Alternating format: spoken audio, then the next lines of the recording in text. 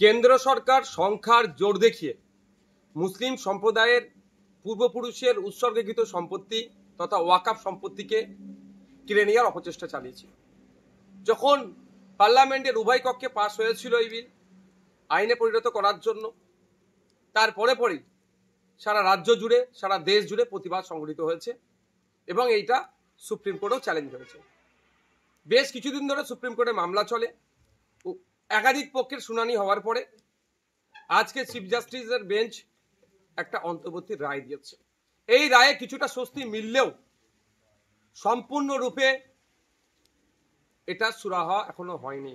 আমি আশা করব চূড়ান্ত রায় যখন আসবে, ওয়াকাফ সংশোধনী আইন যেগুলো সংখ্যালঘু সম্প্রদায়ের মানুষের বিপক্ষে যায়নি, শুধু সংবিধানের একাধিক আর্টিকেলে আঘাত দিয়েছে, সেটা আশা করব চূড়ান্ত রায়ে সেটা পাবো আমরা।